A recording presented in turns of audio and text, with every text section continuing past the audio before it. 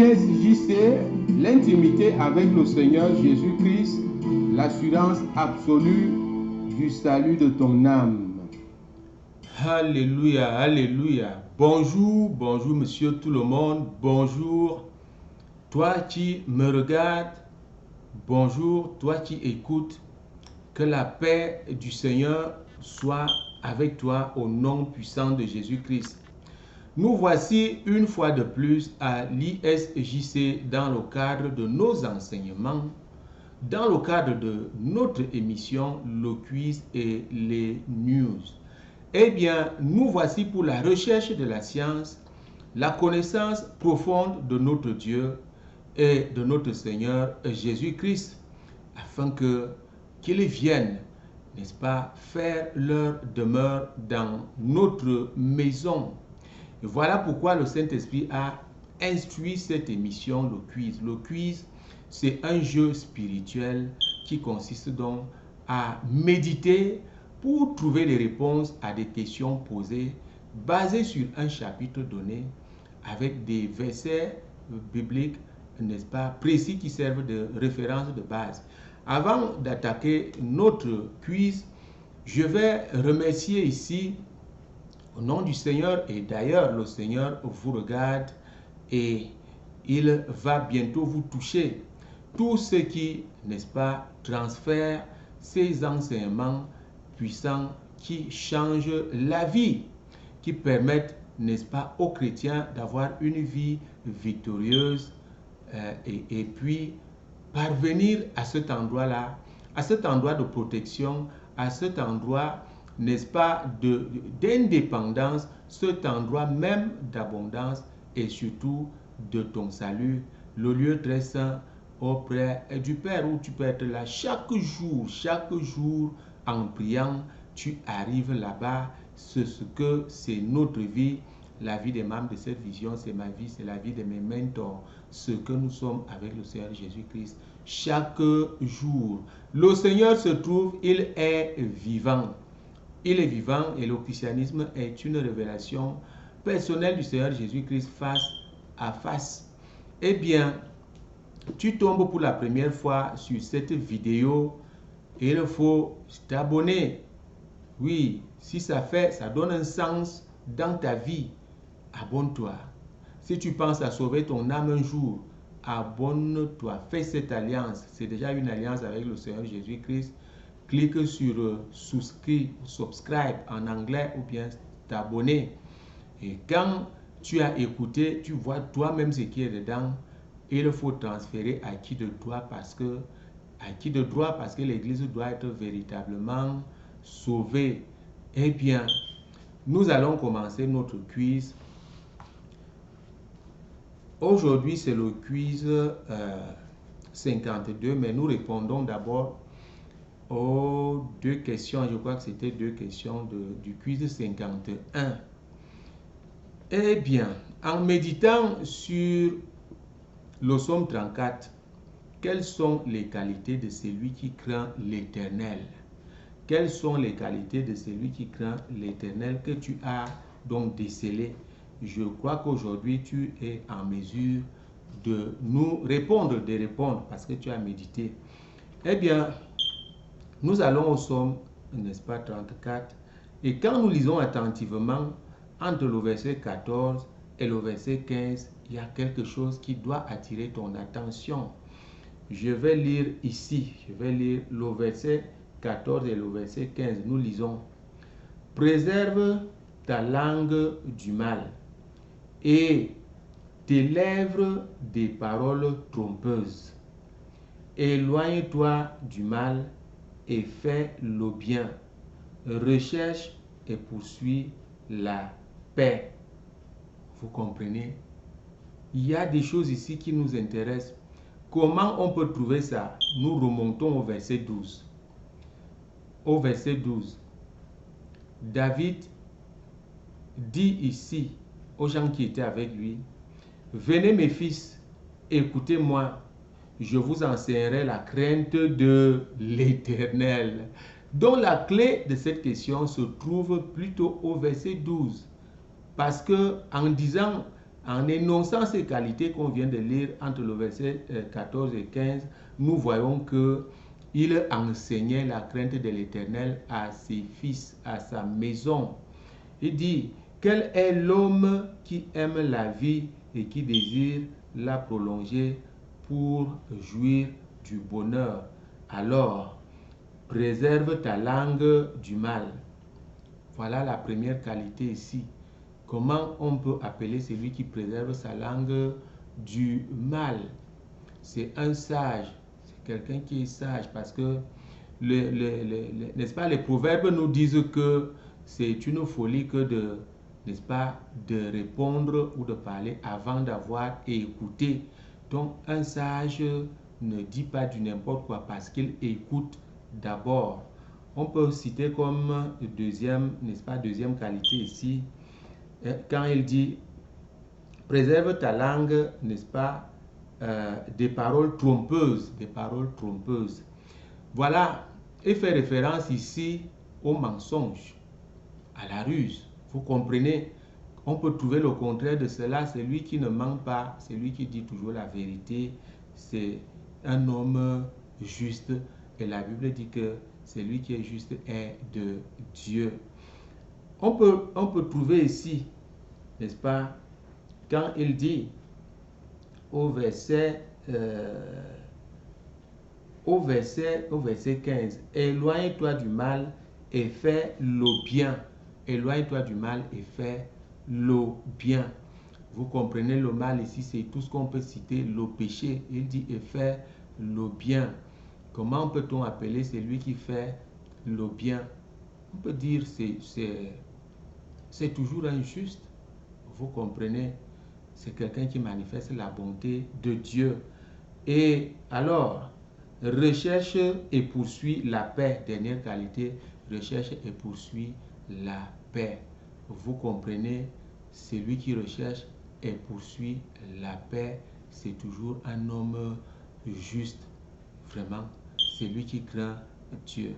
Donc voilà, chers frères et sœurs en Christ, il faut lire. Il y a des paroles qui sonnent comme la réponse que tu cherches et c'est ça que tu dois donner. Tu dois trouver parfois le contraire. Voilà donc notre quiz. Et je crois que c'est tout ce que nous avions. Qu'est-ce que nous avions là? Je crois que... Et la deuxième question disait, quels sont les bénéfices de celui qui craint l'Éternel? Quels sont les bénéfices de celui qui craint l'Éternel? C'est-à-dire que dans ce psaume 34, on peut citer ici, on peut citer 3, on peut prendre le verset 10. En donnant les versets, ça permet de nous situer. Le verset 10 nous dit quoi?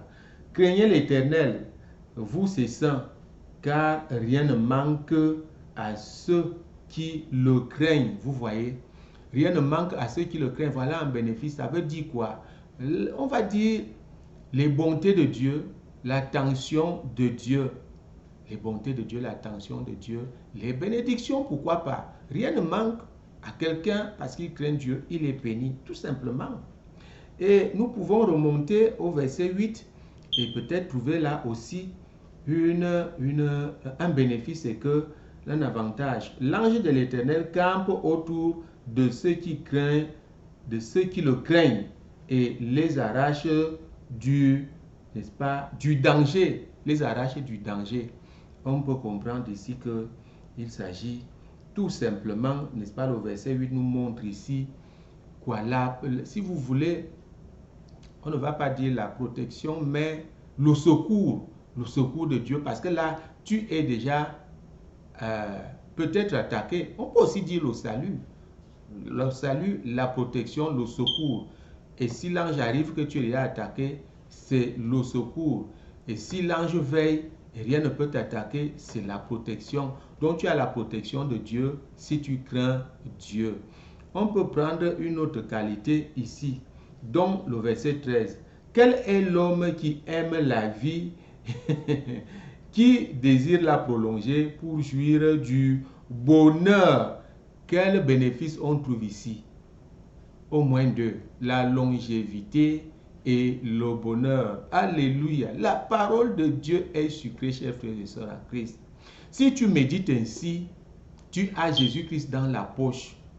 Et dès que le Père voit ça, il dit, allons faire notre demeure, n'est-ce pas, chez cette personne. Il s'agit ici de ton cœur. Nous ne faisons pas d'amalgame. La parole de Dieu est sucrée. Donc, il faut vraiment nous y adonner. Je vous en prie. Tu ne peux pas t'appeler chrétien et tu ne médites pas. Tu ne connais même pas un verset biblique. Vous comprenez? Même les prédicateurs, je vais vous dire aujourd'hui, si quelqu'un ne sait pas qu'on chasse un démon, ça veut dire qu'il ne lit pas sa parole. Il ne lit pas la parole de Dieu.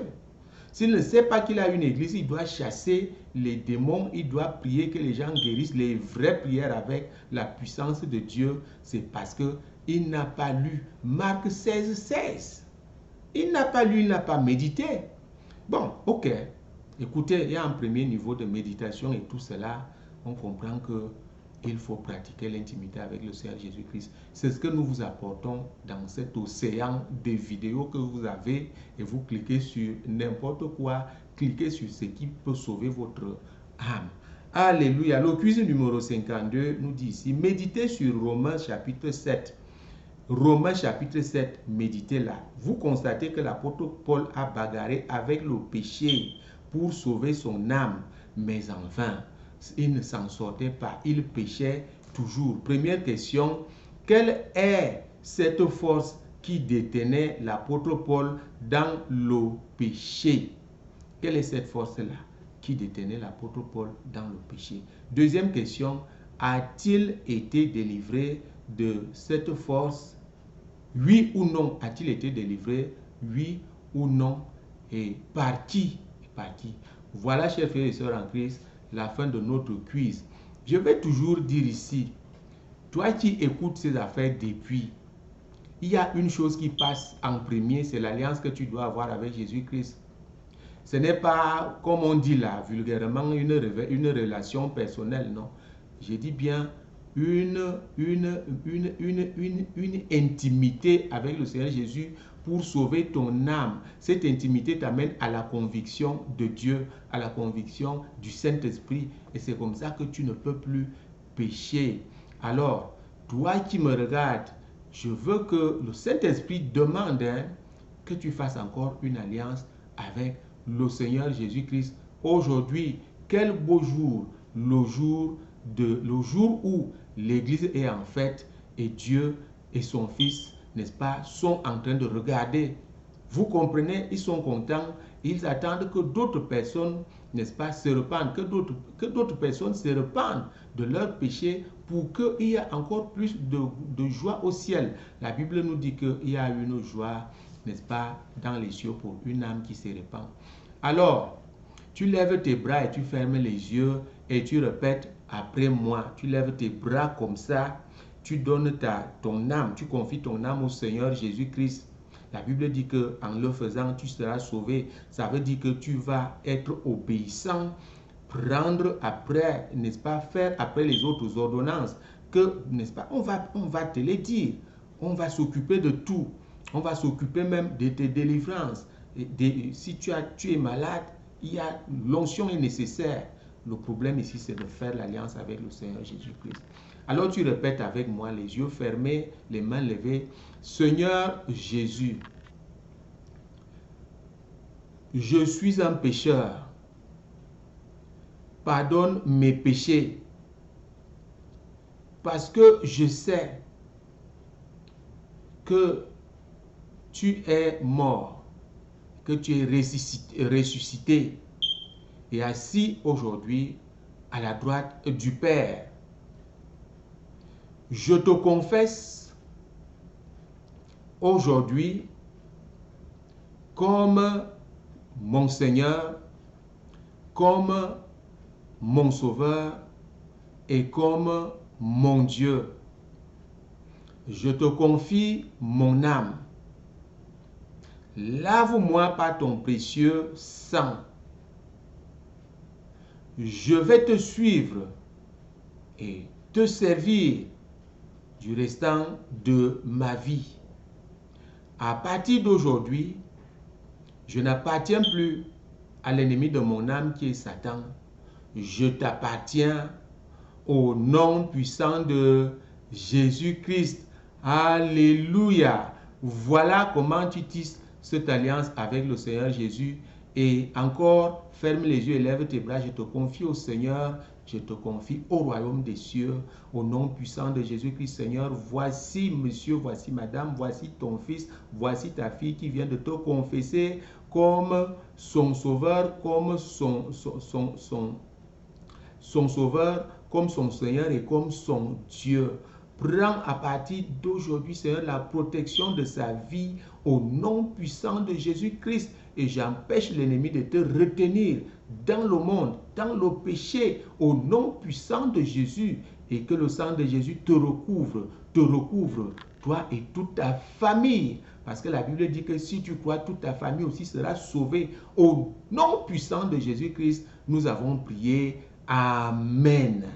Alléluia, alléluia. Voilà, chers frères et sœurs en Christ, nous venons donc de terminer notre émission d'aujourd'hui et je vais vous laisser là. Je vous souhaite déjà un très bon début de semaine et que le Seigneur vous bénisse toujours au nom puissant de Jésus-Christ. Alléluia, c'est vraiment sucré.